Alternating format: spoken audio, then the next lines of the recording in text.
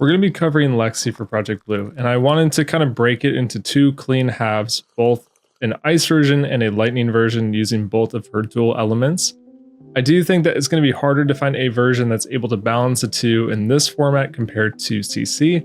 The biggest reason is that a lot of her gameplay in CC is facilitated by New Horizon, so you are able to do things like flip a lightning card, load an ice arrow, and then send it with go again in CC with New Horizon. You don't get that option in Project Blue, and so I think that the deck lists kind of have to be attuned to either version of the element.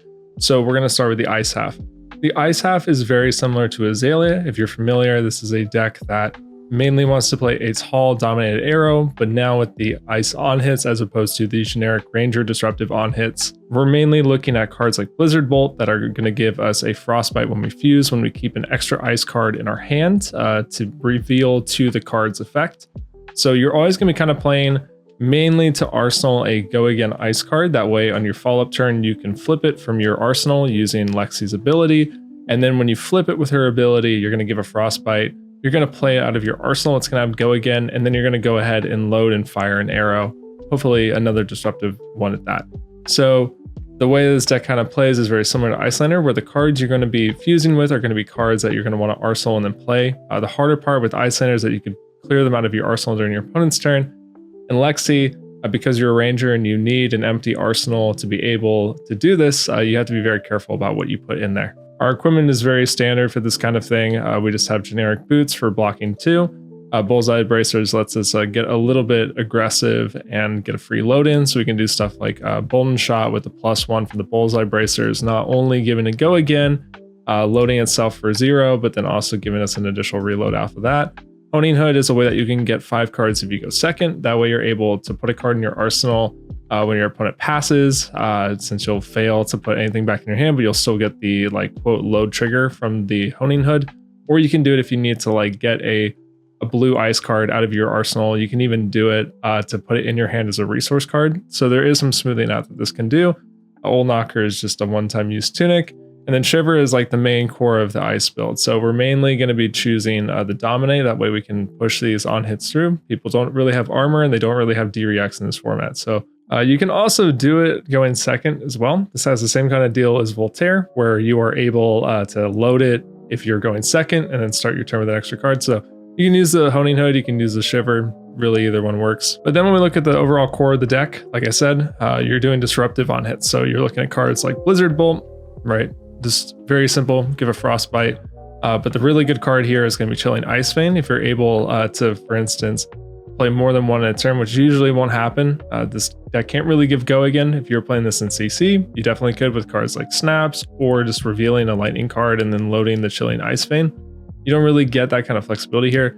But the point is it takes an entire card usually from your opponent, so it's a very good kind of effect. We want all the copies of this. Other disruptive arrows are going to be Hamstring Shot, which is like a pseudo frostbite, and then Flake Out is not disruptive, but it is a game closer, and then you can put disruptive on hits on it. So when we look at the other cards in this list, we have all of our laces, so Blood Rot, Frailty, and Inertia. Then we also have Icequake. Icequake is whenever an attack hits this turn, we're going to make it a frostbite for our opponent. This is very good if you go wide right, because you can go Bolden Shot, with go again from the Icequake buff, and then if it hits and makes a frostbite, you load another arrow, you play the arrow. If that arrow hits, you make a frostbite. If it's like Chilling Ice Vein and you fuse it, you make another frostbite, the on hit in addition to the Chilling Ice Vein hit. You kind of lock your opponent out of playing their turn. Other red cards that are worth noting here are just Calling the Big Guns is just more damage conversion. Weave Lightning is one of the few buffs that we can actually flip to Lexi's ability, play, and then give our ice arrow go again.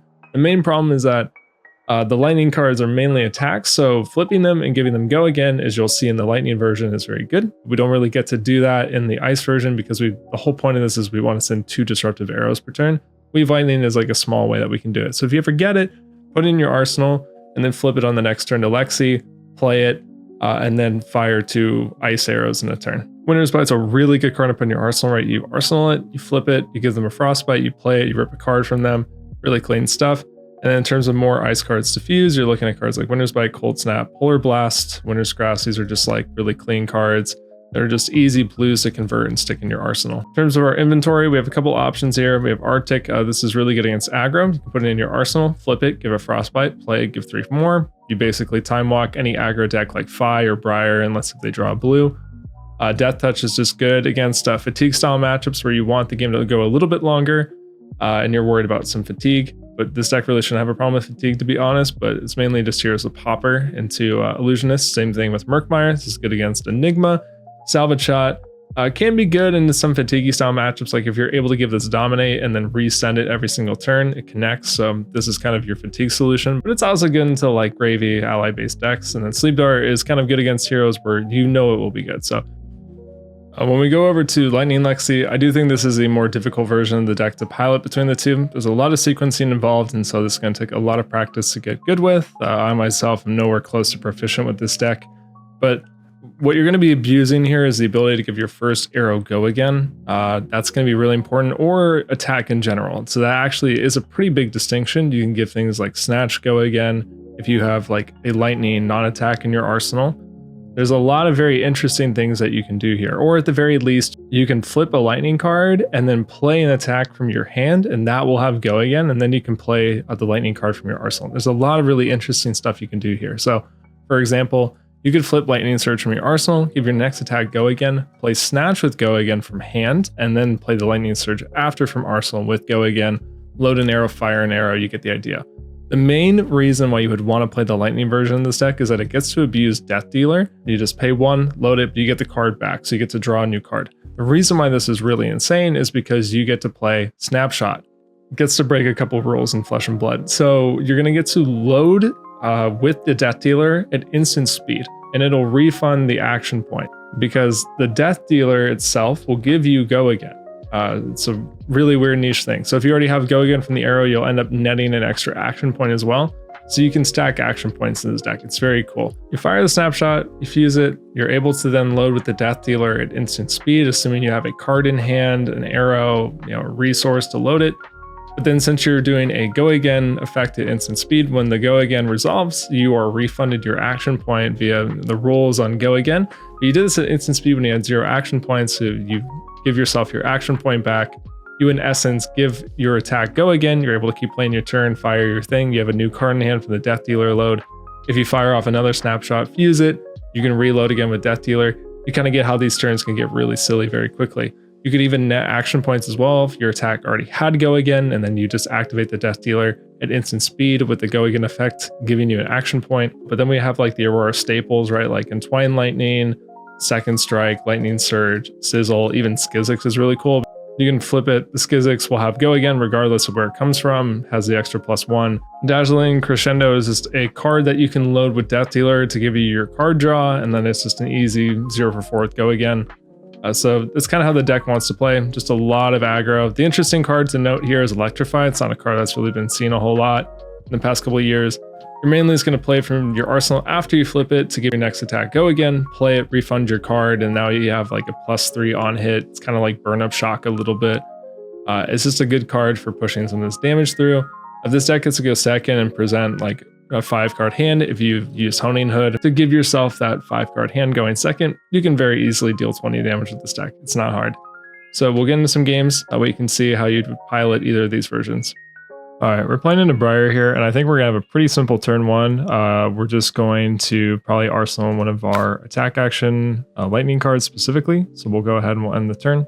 We're going to put the Lightning Surge in Arsenal because we can flip it, play the Skizzix with Go Again, and then play the Lightning Surge also still having Go Again using the Lexi ability. After that, we'll probably maybe just throw in Twine Lightning. So we might look to block with 2 cards here, probably block with the Bolden Shot and the Snapshot, or we potentially could actually end up keeping one of these cards to Arsenal. Looks like maybe my Briar opponent bricked a little bit, but that is also interesting seeing the Flourish. So there's a chance that this list actually may be a bit more like mid-range focused rather than just being aggro Briar. But I do see Bracers, so I'm not exactly sure, but we're going to keep an eye on that and see if we have to change our play pattern at all. So we'll go ahead and we'll flip to Lexi. We'll flip our lightning cards. So our next attack is going to get Go Again. So we'll play Skizzix from hand with Go Again, so we'll get the extra +1. And then we will send Lightning Surge. And then we're just going to play Entwine Lightning at the very end. So really good, efficient line, right? We just went 4-4-4. We're going to get to Arsenal Bolden Shot. This will work well if we draw a pump. The pump will give it go again. I guess there is a little bit of a risk here that we could actually end up not drawing a way to buff it. If that's the case, we'll just Honing Hood to get it back in hand. This is kind of an interesting hand. We actually may just block out, play the Arctic, and pass. Because Skizix is coming in for 10. There's a lot of damage. We could just block 9 and go next here. Just because we might get a lot of tempo. The only thing is I kind of wish that we could play this after we flip it from Arsenal. Because giving the 4 Frostbites is pretty insane. Unfortunately, we kind of get blown out to this. We can think about what we want to do here. I'm kind of leaning towards letting this hit. It is not great. I think maybe we could have considered holding back 1 card to block. If we hold back a 3 block, we can block the Reaping Blade anyway, if that is the line that they take. We'll go ahead, we'll play our Arctic, and we'll pass. And our main hope here is that they don't have a blue. If they don't have a blue, then we get to really capitalize on doing this 1 card pivot. But I did see a blue in the opener, so there is a chance, but this does look like it's still pretty Redline Briar. So there is a chance that they have to pitch 3 cards to send 1 card, and then we're absolutely back in the game. Our turn is probably going to be Bolden Shot, play Lightning Press, and pass. And it looks like we got exactly what we wanted from our Arctic. They're going to send 3 here. I think what we're going to do is we're just going to block. The only kicker here, though, is I really do need us to start loading with the Death Dealer. Because right now we are not getting the value we need out of this card.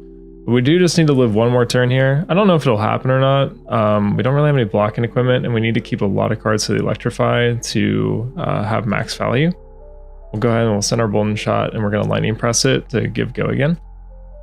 And we can consider loading the Bolden Shot and just playing it. I really don't know what the right call here is. I think I'm leaning towards putting the Electrify and Arsenal off the reload trigger. Using the Old Knocker to play it, because then at least we present lethal. I mainly just don't want to let the Briars have, 5 cards available. Snatch is really good, so what we're actually going to do here is we are going to pop Bracers. This gets out of the range of just using 2 cards here. So we'll play this. And this is coming in for 3. They have to block with additional cards this turn. Yep, so we're going to get that from them. And then we'll actually send Snatch, which is going to be pretty good here because if they let it hit, they take 3 damage plus we get the card draw. So I think we're going to get a full 3 block plus the Helm. The really beneficial thing would be if these are all 2 blocks and we either get 2 cards from them. I don't think there's actually a world where they can let this hit. So I think we're just going to end up getting a full 2 cards. Okay, looks like they did have the 3 block, unfortunately. But we did at least get what we wanted, which was stealing some tempo. I definitely think that was best case scenario given how awful that hand was from the start. Especially if their hand was Burn Up Shock. We definitely probably would have lost that turn. Fortunately, this will have go again, so we're in kind of a tricky situation. I think that we are just going to block like this. Probably. I think that makes the most sense to me.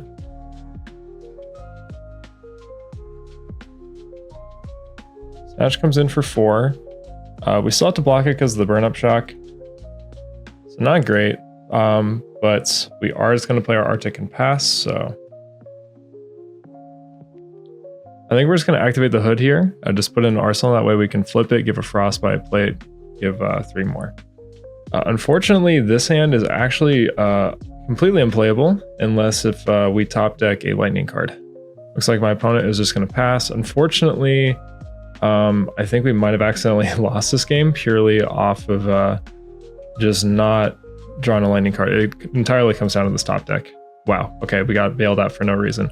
We're going to go ahead and fuse with the Skizix. And this is where we get to use the Death Dealer trick. So we're going to go ahead and fuse with the Death Dealer. We'll get to load in another one.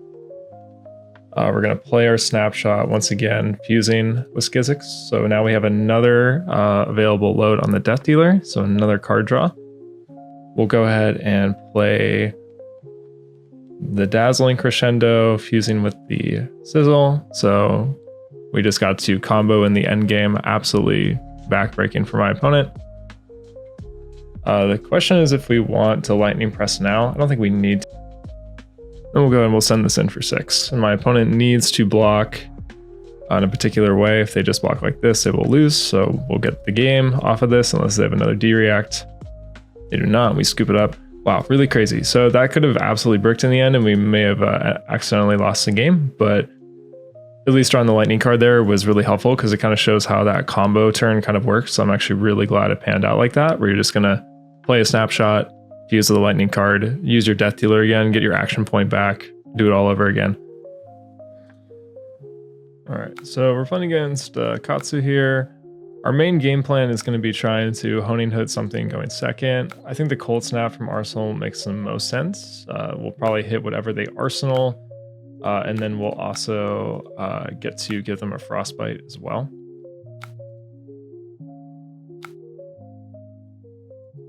And so this is where we have to make that decision if we want to have the Lace with Frailty or the Cold Snap. Like I said, I think the Cold Snap makes a little bit more sense. We're going to have to take some damage, unfortunately, but I think it's perfectly fine. Our main concern here, though, is not drawing an arrow. I think our ratios should be good enough that we may hit one. Apparently, I am wrong, so we will go ahead and see if it happens or not. We really need an arrow for this to function properly. We end up with absolutely nothing, which is crazy. They end up losing their Arsenal for their turn. We'll go ahead and at least play a Winter's Bite and an Arctic, so we maybe end up back at square one, where we didn't deal any damage when my opponent maybe doesn't play out their turn. So for this turn, we actually do have Disruption, so this is good. Looks like we got exactly what we needed, so it was definitely a brick for sure, but I guess it could have been worse. We'll play our Lace with Inertia, we'll play our Lace with Blood Rot, and we're also going to play our Winter's Bite here as well, just because we need to stack the Disruption a little bit on them. And it looks like my opponent might be kind of red heavy here, so also considering that they passed last turn. And we'll choose the Dominate over the +1, just because I care about this hitting. And if their turn gets shut off anyway by this, then they would just full block and pass. Okay, looks like they're taking all of it, makes sense. And they'll probably just choose to play out their Arsenal. This hand is pretty good. I can imagine us just not really blocking on this turn. And just forcing them to have a pretty explosive turn. I mean, we'll definitely read it. Obviously, we would want this Drilling Ice Vein to be red. But, do what we have to do. We could consider blocking this, but I'm not seeing the reason yet. So I think that we're just gonna take all the damage on this turn, just because I think our next turn is gonna be pretty disruptive. So our next turn is going to be 6 Dominate. I guess they actually can block it out. I guess it kind of depends on if they pop their equipment or not here. Looks like they're not, so there definitely is a real chance that they do get to block this out, which is like I said, where I kind of wish we had some slightly different cards. I think at this point, though, because of the fact that it's not coming in on a breakpoint regardless, I think we can consider just giving the +1. Like they would block with 1 card plus all of this anyway if it had Dominate. So I think in that case, we just go for the +1 here and require just a little bit more for my opponent. I mean, at the end of the day, they can just still give 1 card plus the 4 equipments, but we might as well take the 1 extra damage here. We end up getting 2 cards, which is actually pretty decent. So there's a good chance we can live long enough to get to do something on our turn. Looks like that will end up being the case. So our turn is going to be pitching, loading, Chilling Ice Vein, playing the Winter's Bite on our fusing with the Winter's Bite. We also could play it. I think either one is reasonable. I'm kind of leaning towards just blocking with this. We will take 3 though, so we do have to block with the boots. They can pop breaking scales here. I'm mainly just trying to think about what secures this tempo for the next turn, but this seems pretty decent. We end up losing the game instead. That's crazy. If we did get to keep this hand, it probably would have been pretty okay. We would have got to send Chilling Ice Vein, and it would have come in for plus 3, so 7. We could give it Dominate. My opponent does not get to block with the full fridge, so they end up taking 1, which means they have to discard a whole card, and then they're also given a Frostbite from the Icequake, so their next turn would be passing back. At that point in the game, our next hand with the Winner's Bite and Arsenal is not super fantastic. It's kind of okay. We get to play the Winner's Bite from Arsenal, giving a Frostbite, ripping a card, and then going Bullseye Bracer, Bolden Shot, load, like Chilling Ice Vein or Blizzard Bolt, and sending it for 6. Fortunately, like, this deck is a lot worse than Azalea. Like, I'm recording this for the sake of having the content because someone requested it, but I think if you want to play a deck like this, you probably should be playing Azalea. I just don't think that this deck really does anything very powerful or like more efficiently than something like Azalea. It's very clunky. It depends on you drawing fuse cards, and you don't have any card advantage with Death Dealer. You could play Death Dealer in this build, but sometimes it gets kind of clunky, and you kind of need the Dominate to actually push the on hits through when you would naturally have that in Azalea. So it's kind of a mixed bag, but I at least hope that this video was kind of helpful in showcasing how this deck could play if it is functioning properly. But until next time, thank you for watching.